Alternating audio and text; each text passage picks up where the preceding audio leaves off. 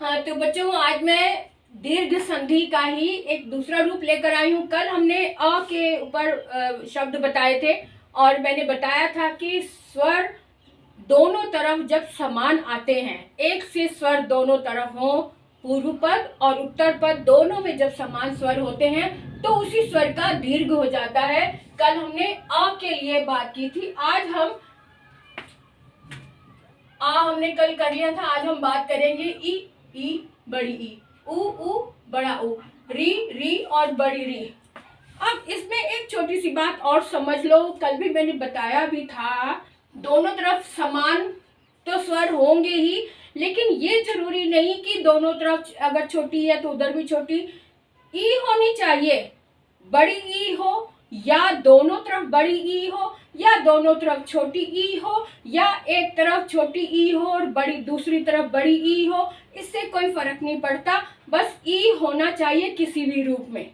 इसी तरह से ऊ होना चाहिए दोनों तरफ किसी भी रूप में। बड़ा ऊ दोनों तरफ हो तब भी दीर्घ हो जाएगा। अगर छोटा ऊ है तो भी बड़ा ऊ हो जाएगा, दीर्घ हो जाएगा। और अगर एक तरफ छोटा ऊ और दूसरी तरफ बड़ा ऊ है तब भी दीर्घ रूप हो जाएगा। इसीलिए आज मैंने मिले जुले उदाहरण दिए हैं ताकि आपको सारी बात ठीक से समझ में आ जाए। अब यहाँ पर मैंने शब्द दिया है कवि इंद्र। यहाँ दोनों में छोटी ई लगी हुई है ना, तो छोटी ई लगी लेकिन दोनों समान स्वर हैं, इसलिए यहाँ पर दीर्घ स्वर हो गया, कवींद्र हो गया। यहाँ पे छोटी ई और बड़ी ई, एक इस तरफ छोटी ई है और इस तरफ बड़ी ई है, लेकिन फिर भी दोनों का जब मिलन हुआ तो बड़ी ई बन गया, यानी दीर्घ रूप हो गया ई का। अब यहाँ पर भी छोटी ई है और ये बड़ी ई है, लेकिन दोनों के मिलन से मतलब बड़ी ई बना, यानी कि दीर्घ रूप हो गया। अब इसी तरह से यहाँ पे जानकी, यहाँ पे दोनों तरफ बड़ी ई आया है, फिर भी इसका दीर्घ रूप ही बनेगा, भले यहाँ पे दोनों तरफ बड़ी ई आया है। तो दोनों के मिलन से बड़ा रूप यहाँ पे दीर्घ रूप ही बनेगा, जानकीश। भानु उदय, दोनों तरफ छोटा ऊ है और यहाँ पे दीर्घ रूप बन गया भानुदय, है ना। अभी तक हम ई की बात कर रहे थे, अब ऊ की बात कर लेते हैं। इसी तरह से छोटा ऊ और बड़ा ऊ मिलकर भी बड़ा ऊ ही बना, यानी दीर्घ रूप ही बना। वधु उत्सव, यहाँ पे बड़ा ऊ है, इधर छोटा ऊ है, फिर भी यहाँ पर दीर्घ रूप हुआ ऊ का। उसी तरह से बड़ा ऊ और बड़ा ऊ दोनों तरफ बड़ा ऊ है, फिर भी यहाँ पर दीर्घ रूप हुआ और बना वधूर्जा।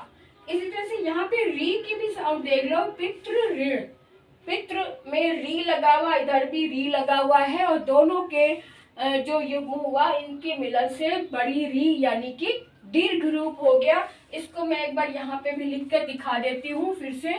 पितृ ऋण कैसे बनेगा, पितृ में ऋषि वाला री प्लस ऋण, यहाँ पर भी ऋषि वाला री। अब दोनों के मिलन से इक्वल टू क्या बनेगा, पितृ, यहाँ पे डबल आ जाएगा, ये पितृण, ठीक है। अगर संस्कृत का होता तो पितृणम हो जाता, यहाँ हिंदी है तो पितृ ऋण हो गया, पितृणम, ठीक है। तो इस तरह से री को भी दोनों तरफ बराबर होना चाहिए और इसलिए इनका दीर्घ रूप हो जाता है इस तरह से।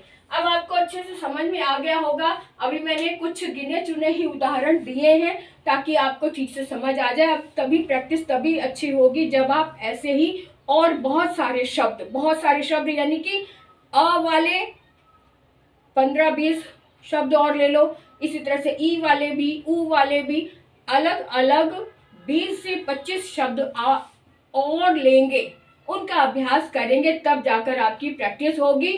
फिर उसके बाद एक हफ्ते के बाद फिर से आप अपना ही टेस्ट लिया करो, अपना ही टेस्ट लेंगे और तब आपको ठीक से समझ में आ जाएगा, यानी याद रहेगा। तो समझो आपको समझ में आ गया है। तो आज का वीडियो मैं यही समाप्त करके अगले वीडियो तक की विदा लेती हूँ। Okay, bye bye.